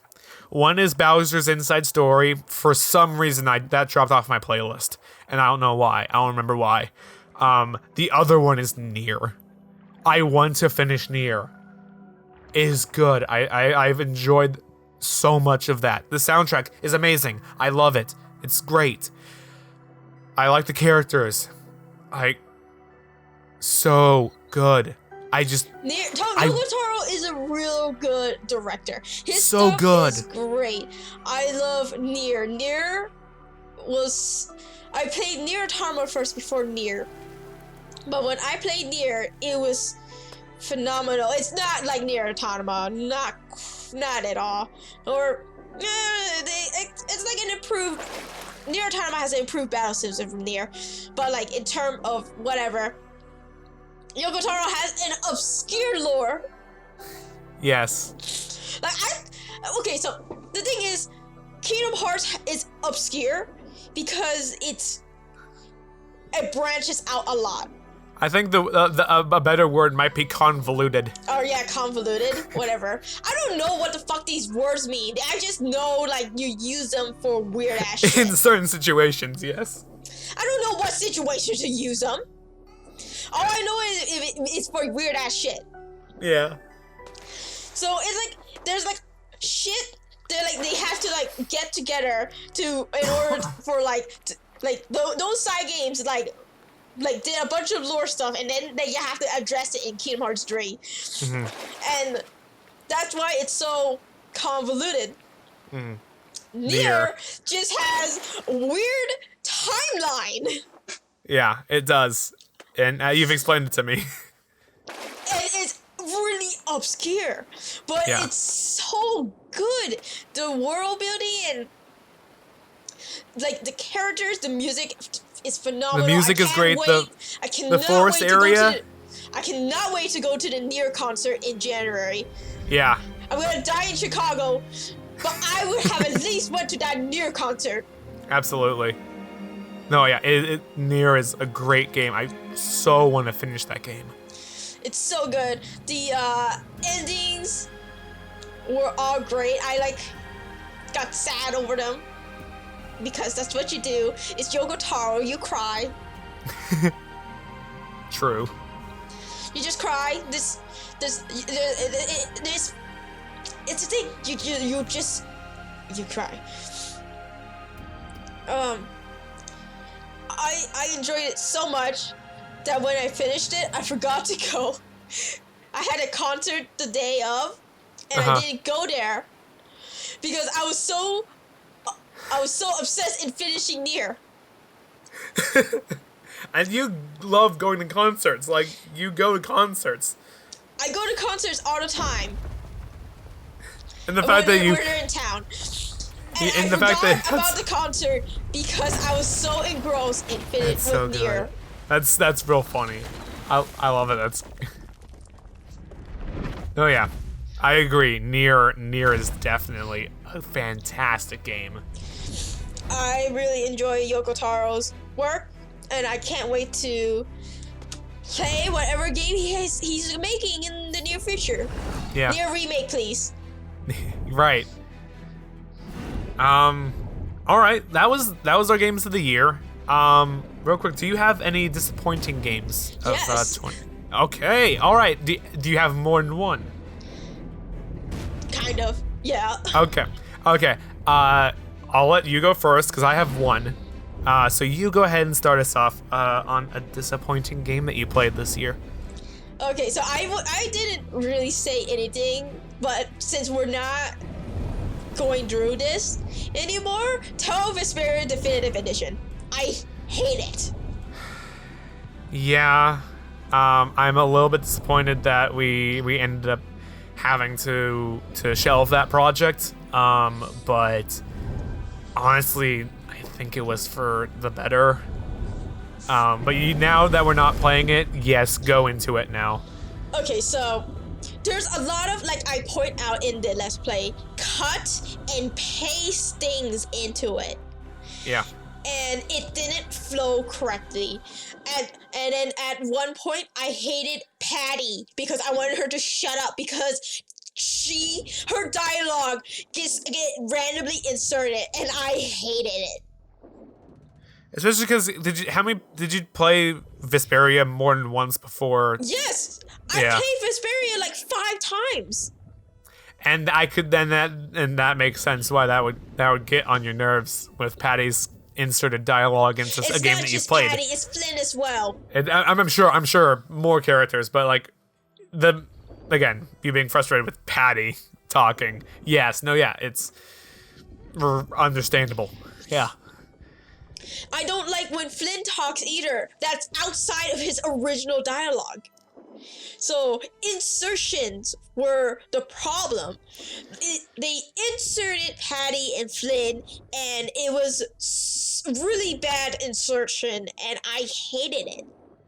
And I called out on a couple of times where new dialogue was put in, but it was obviously not mixed correctly, where the background volume was at the same volume. It wasn't toned down, so you had the background noise of the environment competing against the people talking, and so it was not easily understandable what they were saying if it weren't for the dialogue box underneath. Yeah, and like the voice acting, the new voice acting is a problem as well, and I know this because Japan actually has a better industry for voice acting. Right. Their voice actors are like they have to be good. Yeah. But like when they did the definitive edition in the beginning in Japan, and like also because these voice actors come back and do events, they go back and they voice, like Yuri's voice actor would go back and voice him in the Telltale Festival. Yeah. So there's a lot of, they do a lot still with the characters if the characters are big in Japan, but not here. Yeah, it's not the same. It's not the same. So like Yuri having a different voice actor wasn't an issue for me. It was them bringing back older voice actors who don't remember how they voice the characters, and like you can tell it's like newly recorded because they don't sound the same. Right. Yuri I let pass because they couldn't get back Troy Baker. But everyone else is like, okay, it's been like a long time, but still, I don't. Still, I mean, you could listen to your old stuff. I mean, like, they still have all the voice clips. They could just, listen to a couple clips, see like what they sounded like for like just before the scene, and like have them try to imitate it back again. Yeah. I don't know. I'm not gonna act like I know voice acting scenes, but so I'm not gonna act like I know voice acting. I know. But like it's just a problem, like, cause like this is also like I said, like Japan has a better industry for it. Yeah. Like the voice actors are really good in Japan, whereas here, where it's not, the industry is not as big. Yeah, really, it just pulls you out when it's noticeable like that. Yes, and it's very noticeable when whenever it happens, and it just felt like sometimes they were probably better just off leaving it as mute instead of, or like no voice acting versus like having the voice actors. Having the voice acting, yeah. So my disappointing game is Yoshi's Crafted World. Not Crafted World. No, it is Crafted World. Sorry, no, Yoshi's Crafted World. So you remember I put the emphasis on Link's Awakening having good toy-ish soundtrack? Yeah. In my opinion, Yoshi's Crafted World was the opposite of that. I got sick and tired of the off-key tune of the child's horn in the majority of stages. I will say this first, I have not played Yoshi's Story or Super Mario World 2. But I know what they are like. I know the extra stuff you can do in those, like the red coin missions.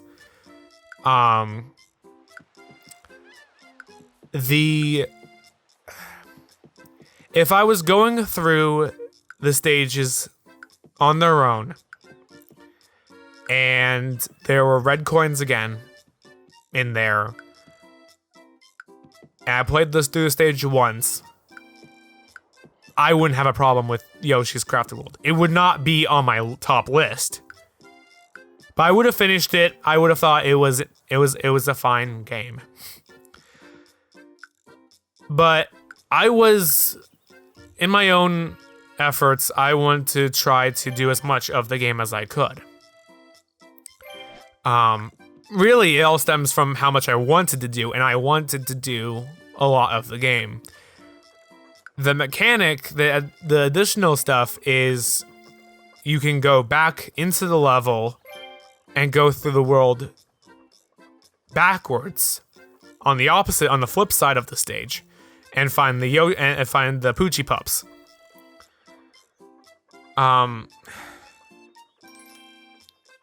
So doing both of those, you go through the stage twice. The second one is more so a speed run. Going back, there's no enemies, or no real threat of enemies. Going backwards. And then you have the flower robots. I don't know what they're called, but you do both of those things, the first two things, and you haven't 100% in that stage. You 100% that stage by going into it 5 more times to find background objects, like bottle 5 caps. more times? Just about. That's insane. And to grab different items, to throw eggs at different background items, like a certain color of fish, or a squid hiding in the background, or cows. It's like 5 cows in the background. It's about 5 because each side has a certain amount of going back to do this. Has a certain amount. I don't remember if it's 2 or 3, but it's for each side, I believe. So you're going back to the same stage, not once, not twice. You're already gone through it twice to do the first 2 stuff. But you go through it at minimum an additional 4 times. I got up to like world 3 or 4. I'm like, I've had enough with this game. I'm done with this. I was not having fun anymore. I wanted to 100% it. I wanted to go through it because I knew it wasn't going to be a hard game. But what I wasn't expecting was it not to be a fun game. I didn't enjoy it, and going back through the stages so many times with the music, all the time just got on my nerves, and the only way I'm finishing that game is with a friend. Okay. It just, I want to buy a Wii U now to play Woolly World, because I know Woolly World's a good game. Just, it got to the point when I was playing it, and there was a stage that was similar to Woolly World, where you would push yarn fabric to unveil secrets. And the first thing that came to my mind was, don't even try to replicate the first game. You think you're gonna redeem yourself with this? You're not gonna impress me with this. So the fact that I immediately had such a negative reaction to an aspect that was in the first one just kind of shows that I was not happy with it. It's just tedious. Tedious is the word for that game. If you had fun with it, I'm glad. It is a fun game. Also, you can put on suits, and you get flowers. You use flowers to unlock stages, to unlock worlds, and you can also use, I believe, other flowers on this kind of like toy delivery, like capsule machine to give you items. Now it's not randomized. You can put in like a certain amount, and it'll give you all of them. But you put that on. If you put on a legendary one, you can take 5 hits before it disappears, and then there's no challenge to the game at all. You can take 5 hits, and when it breaks, you're still at full health. So you can easily go through the stage, get all the hearts, go through the stage, and have your suit take hits for you and not lose hearts. So doing a 20 heart run at the end isn't a challenge at all. It's just not challenging. There's no effort that like makes it like, oh, this is a genuine challenge for me to complete. I'm not challenged in any way. Have I said challenged enough? I don't think I have. It's frustrating that the thing that's most frustrating for me is I played the demo before the game was released, I started having that feeling when I was playing the demo, but I didn't listen to my gut. And my gut was right. I didn't have fun with the game. That's a disappointment. It's really disappointing. I think my brother said that it was okay, but also he wasn't 100%ing the game like you were, so. Right. Yeah. Do you have another one that you want to talk about? Disappointing. I guess like, so I even though Kingdom Hearts 3 was top 10, it was still a bit of a disappointment. But I think it has to also do with the fact that there's just a lot of shit. I guess the one thing that I didn't like, and there was a big disappointment, was the female writing. It was not treating as females. Sure. Right. Which was big disappointment because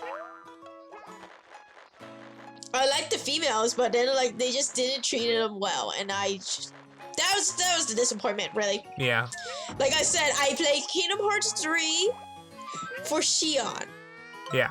Well, more specific, the Seesaw Trio, but mostly Xion because Xion's my favorite. Yeah. Other than that, I didn't really have a disappointment. Gotcha. If we want, we can quickly go over the games that we played in total. All right. I'll read mine off real quick. Everything on Switch.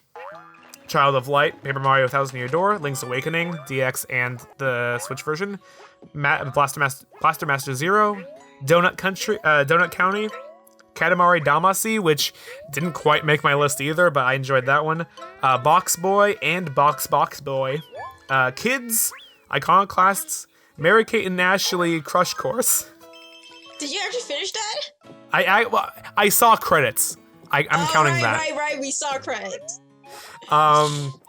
Bloodstained, Gato Roboto, Super Mario Bros. I beat Super Mario Bros. For the first time.